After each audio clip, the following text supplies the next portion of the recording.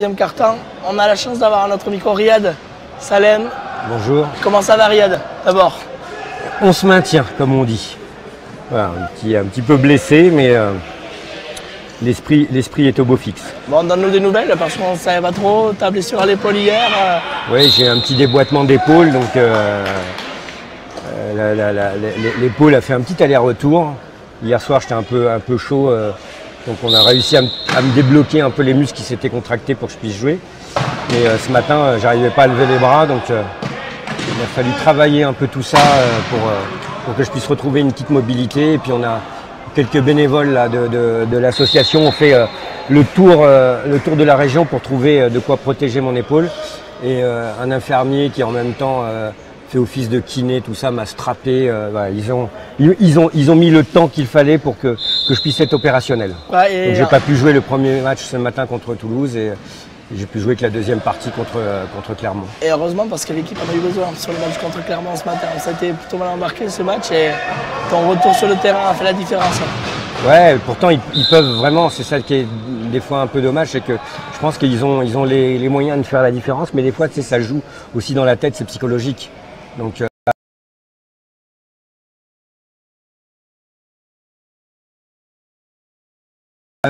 ont maintenu le score après. Ils ont maintenu le score, ils ont même un petit peu rajouté quelques points de différence, donc voilà quoi. Bon là tu regardes Toulouse, c'est votre adversaire tout à l'heure pour la finale, match compliqué. Hein. Toulouse c'est l'équipe de légende du rugby fauteuil, donc ça va être un beau match, évidemment que ça va être compliqué, hein. Il y a quand même quelques gars de l'équipe de France qui sont en face de nous. Ouais, c'est une équipe sérieuse qui maintient le titre depuis quand même maintenant plusieurs années. Donc voilà, ça va être un plaisir de jouer, de retrouver ses camarades là sur le terrain. Et la recette pour votre Toulouse, c'est quoi? De ne pas perdre son sang-froid, de ne pas paniquer. Voilà. Surtout, des fois on a tendance un peu quand on est mené à s'enflammer. Donc il faudra garder la tête froide sur ce match-là. Et même si, bon, c'est vrai qu'en championnat, ils avaient fait le choix d'inscrire 2 équipes en National 1 cette année, vous avez eu quand même des résultats relativement serrés contre eux, donc toutes les chances en fait pour Capsa avant. Oui, il y a des chances. Bon, ils ont plus d'expérience que nous. Et un effectif plus complet. Un effectif plus complet. Ils ont de quoi faire des rotations et des line-up. Quel que soit le changement d'équipe, il reste toujours à un niveau très, très élevé. Souvent, le désavantage qu'ont les autres équipes, c'est que dès qu'ils sortent leur line-up forte, il y a une espèce d'écart qui se crée. Donc voilà, je pense que là, ça va être un très beau match. Ce matin, il y a Olivier Cusin qui a annoncé la sélection pour les championnats d'Europe sur notre antenne avec nous ce matin. Ah d'accord, super. Et donc évidemment, tu fais partie du voyage pour le championnat d'Europe. Je suis ravi. En espérant que tu sois remis aussi, que tu puisses être à 100% de tes moyens. L'équipe de France. Pour l'instant, on est à quasiment un mois des championnats d'Europe. C'est à partir du 24 juin, hein, pour ceux qui nous suivent et qui... en Allemagne, ouais. À Koblenz. Les objectifs, forcément, la qualif pour les championnats du monde. Bah alors, c'est l'obligation. L'objectif, évidemment, si on peut même faire un titre de champion d'Europe, ça serait top. Mais le premier objectif, c'est de se qualifier. Ouais. Et plus si infinité. Toi, comme on a dit, hein, l'équipe de France, c'est l'équipe qui monte aujourd'hui sur le plan international.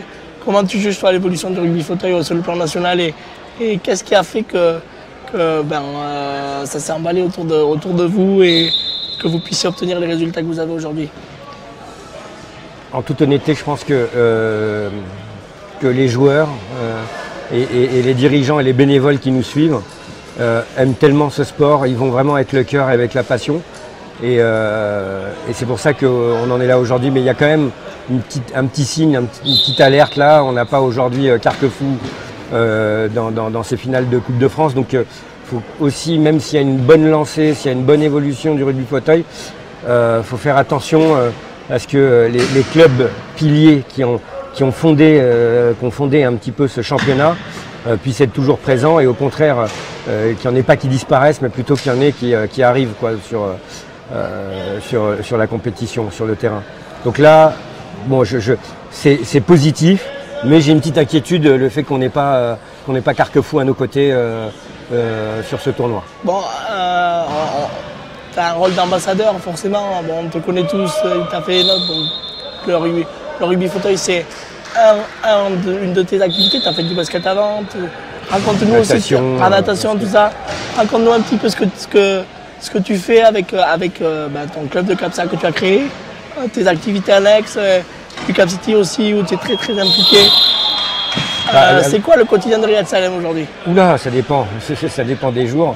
Là, en ce moment, c'est un mélange d'élections législatives, du Cap City et de rugby fauteuil. Voilà un peu la triptyque infernale. Et accessoirement aussi, Paris 2024. Voilà la fameuse candidature de Paris 2024. Où on te sait très très impliqué. Et il faut qu'on soit tous impliqués. Donc tous ceux qui m'écoutent, qui suivent cette émission, allez liker la page de Paris 2024, faites du buzz sur cette candidature. Parce que habituellement, ce sont nous, les joueurs, qui portons les couleurs de la France sur le terrain. Et là, avec cette candidature, chacun d'entre nous peut être l'équipe de France. On peut tous gagner avec cette candidature. Donc voilà, portez les couleurs de votre pays là, pour pouvoir faire gagner Paris 2024. Qu'est-ce qui a fait que tu as décidé de t'engager? Parce que tu savais tu parles d'engagement dans quel domaine? Engagement autour de Paris 2024 d'abord, et puis ensuite ton engagement actuel au niveau politique maintenant, parce que c'est assez nouveau. Et c'est quand même quelque chose d'important pour nous d'avoir quelqu'un en fauteuil comme nous qui puisse avoir la chance de nous représenter au plus haut niveau de l'État. Qu'est-ce qui a fait que tu as décidé de franchir le pas? Alors je vais répondre en deux temps. Paris 2024, pourquoi je me suis engagé? Parce que je pense que si je n'avais pas croisé le sport dans ma vie, je ne serais pas là aujourd'hui. Voilà, ça m'a vraiment permis de me construire, d'être en paix avec ce que je suis, avec mon handicap, avec moi-même. La découverte des Jeux en 92 à Barcelone, ça a été une révélation pour moi. Et depuis, je pense que si ça m'a fait cet effet-là, je pense que ça peut le faire à des milliers de Français, d'avoir les Jeux chez nous, de découvrir à quel point le monde aime ce pays, aime ce peuple, que souvent nous on s'aime moins que les étrangers. C'est un truc de fou. C'est très vrai. Et qu'on a tellement de belles choses à offrir au monde et tellement de belles choses à s'offrir à soi-même. J'ai tellement envie qu'on ait les Jeux chez nous, pour notre passion, le sport, deux, parce que le handicap, on est en retard sur beaucoup de choses. Et je pense que si on a cette candidature sur l'accessibilité, sur le regard, créer une culture du handicap haute, plus naturelle, moins dans le charité, ou moins dans le misérabilisme, ou moins dans l'exploit. Ça veut dire que soit on est des champions de haut niveau et on est des intouchables. Il y a un univers tellement vaste sur le handicap, et donc ça permettra d'avoir un regard plus naturel sur le sujet de manière exceptionnelle, alors qu'il n'y a pas plus naturel pour une société dite civilisée. Donc ça, c'est cet engagement sur Paris 2024, parce qu'on a des belles choses à offrir et parce qu'on est en retard sur plein d'autres choses, et que je pense que cette candidature va vraiment donner un coup de boost. Forcément, vous avez forcément des échos. On sait que le CIO a réalisé une visite il n'y a pas très longtemps sur Paris, et on a eu des retours, en tout cas les retours officiels sont plutôt positifs. Je pense que tu ressens de la confiance autour de la candidature. On reprend la confiance, et puis cette candidature, elle est portée par les sportifs. Ce qui est une vraie différence par rapport à 2012. Je pense que oui. Vous savez, c'est dur. Si moi je parle de la condition féminine, j'aurais moins d'impact qu'une femme qui parle de la condition féminine. C'est sûr. Voilà, c'est toujours un petit peu. Il faut avoir une légitimité. Et je pense que là, on a la légitimité. Et avec nous, on a les politiques qui nous suivent, on a les industriels, on a les médias. Et on a une grande partie. C'est nouveau, parce qu'on n'a pas senti. C'est génial. Là, ce qui se passe en ce moment, c'est incroyable. Cette dynamique qu'il y a autour de cette candidature, elle est juste fabuleuse. Et il faudra essayer de garder ce dynamisme, même si malheureusement on n'avait pas les Jeux. Il faudra qu'on puisse garder cet élan. Elle monte en puissance. Vraiment, je pense vraiment. Quand on voit les partenaires qu'il y a, que ce soit avec la Croix-Rouge, avec la la nature, le WWF. WWF. Ce qu'on voit avec le Secours populaire, ce qu'on voit avec les grandes écoles, ce qu'on voit avec tout ce qui est les lycées français qui rentrent dans cette candidature. Il y a de plus en plus de mouvements comme ça qui participent à cette candidature. Et le monde du handicap, on a organisé une réunion au Sénat sur le sujet. On a eu un nombre d'associations et de personnes concernées qui sont venues. On était quasiment et quelqu'un inscrit, tu vois. Donc voilà, il y a un vrai engouement, il y a un vrai... En fait, Je compte sur vous. Et ben, voilà, chacun d'entre nous prenons une part de responsabilité dans cette future victoire. Et changer le regard, c'est aussi une des raisons qui a fait que tu t'engages justement sur le terrain politique aussi. Sur le courant politique, il y a plusieurs raisons. La première raison, c'est que ma mère m'a dit quand j'étais plus jeune, si quelque chose ne te convient pas, bah, t'as qu'à le faire toi-même. Donc je suis comme un peu la majorité des Français, j'étais un petit peu déçu, et en plus surtout avec ces présidentielles où tu peux pas t'imaginer. On a très peu peur de l'handicap. Ça a été terrible, mais non, mais au-delà du handicap, tu sais, avec Educap City, on est sur la citoyenneté. Comment expliquer à des gamins, à des jeunes dans les quartiers ou ailleurs, qu'il faut respecter la parole, qu'il faut respecter les lois, qu'il faut respecter ses engagements. Et là, tu as des gens qui prétendent vouloir diriger le pays et qui se retrouvent dans des situations complètement surréalistes. Complètement surréaliste. Donc il y a un moment donné, il y a quelque chose. Et ça a clairement faussé le débat. Enfin, en tout cas, on a senti donc là, rentrer sur des terrains politiciens en direct. Voilà, c'est vrai que c'était juste tellement triste pour notre pays de vivre une élection pareille que le handicap, comme tu le dis, voilà, à la fin, on en a parlé dans les derniers. En disant, bon, bah, hop, on a oublié qu'il y a quelques millions de personnes handicapées qui sont en France, si on disait un petit mot sur eux. Mais c'est vrai qu'il y a eu des candidats qui ont fait des programmes, mais qui n'ont jamais parlé de ça à la télé ou dans leurs meetings. Et pourtant, leur programme, il y avait de la matière. Il y avait de la matière à communiquer. Donc, j'ai pas compris pourquoi, puisqu'ils avaient fait des programmes qui proposaient des choses novatrices, qui étaient intéressantes pour le monde du handicap. Les médias qui ne retransmettaient pas, je n'en sais rien. Mais en tout cas, les faits sont là. On a très peu parlé de handicap sur cette campagne. La montée des extrêmes aussi est une motivation pour moi de m'engager. C'est-à-dire qu'on voit qu'il y a plus d'1 million et quelques citoyens français qui vont vers les extrêmes, moi ça m'inquiète, personnellement. Quand on est dans notre situation, on est tous un peu inquiets. Ouais. On est inquiets. Et puis surtout, ce qui m'inquiète encore plus, parce qu'à la limite, quand tu vas vers les extrêmes, tu exprimes un mécontentement, tu exprimes une position. Mais là où il y a une expression qui n'est pas reconnue encore dans notre pays, c'est les votes blancs et c'est les gens qui s'abstiennent.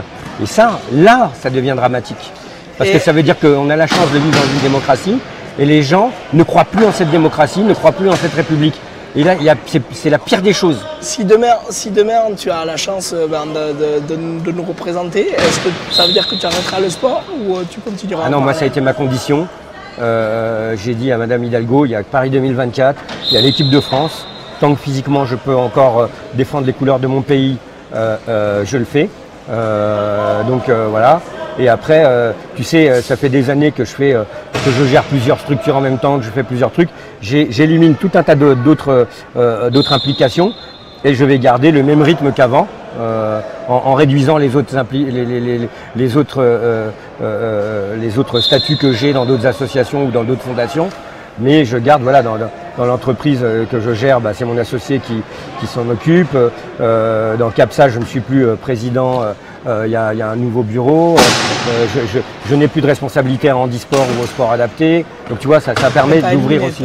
Voilà, j'ai élagué un petit peu et maintenant j'ai quand même trois choses qui me tiennent à cœur, que je garde, qui est le sport, la candidature de Paris 2024 et Educap City. Ah, c'est déjà pas mal. Voilà, oui, et puis oui, c'est déjà pas mal. Et je pense que c'est en lien avec mon... Parce que avec ce que tu es aussi. Évidemment, mais dans un de mes programmes, la première des propositions, c'est la citoyenneté chez les jeunes. Voilà, et la citoyenneté à tout âge. Pour qu'à un moment donné, les gens ne se sentent pas déconnectés de leur vie politique et qu'ils puissent se réapproprier la vie politique. Et puis que tu continues à faire passer le message que voilà, on est tous unis, on est tous ensemble et qu'on a tous le droit à aux mêmes chances. Exactement. on a le droit aux mêmes chances. C'est pour ça que ces valeurs humanistes des droits de l'homme, on va appeler les droits de l'humain, parce qu'il y a aussi la condition féminine qui est importante dans notre société, mais que les droits humains soient bien respectés dans notre pays, parce qu'on a cette sensation que les choses sont acquises, mais en réalité non. Quand on voit encore les écarts de salaire entre les hommes et les femmes, que les personnes handicapées sont une des populations qui n'a pas accès à la culture, au sport, aux loisirs. Bon, tout ça, c'est des choses qui ne doivent pas exister dans un pays comme le nôtre, et qu'on soit encore et encore obligé de repousser l'accessibilité. On repousse systématiquement cette loi là, de 2010, il faut qu'on y arrive. Quoi. Il faut qu'on y arrive. Il faut qu'on y arrive, parce que certes on parle, nous ça nous concerne directement là, ici et maintenant, mais ça va concerner tout le monde, on est tous des handicapés en sursis. Donc si on prolonge la vie, on n'a pas encore réussi à trouver la magie pour prolonger l'autonomie, eh bien, il faudra bien que ce monde soit accessible pour que les personnes qui vieillissent puissent continuer à se déplacer en fauteuil ou en scooter électrique pour emmener leurs arrière-petits-enfants dans des loisirs, dans des parcs d'attractions ou dans des lieux culturels. Eh bien écoute Riyad, on te remercie d'être passé nous voir. Puis bonne chance tout à l'heure pour la finale, hein, parce que c'est quand même un titre à gagner, donc on sait que ça te tient à cœur vraiment. Bonne chance pour toutes ces échéances qui arrivent, puis n'hésite pas à repasser nous voir. Merci, puis bravo à vous de diffuser, de faire connaître ce super sport, le rugby fauteuil, à vos auditeurs. Et on continuera. Merci en tout cas Riyad. Merci. Merci d'être passé.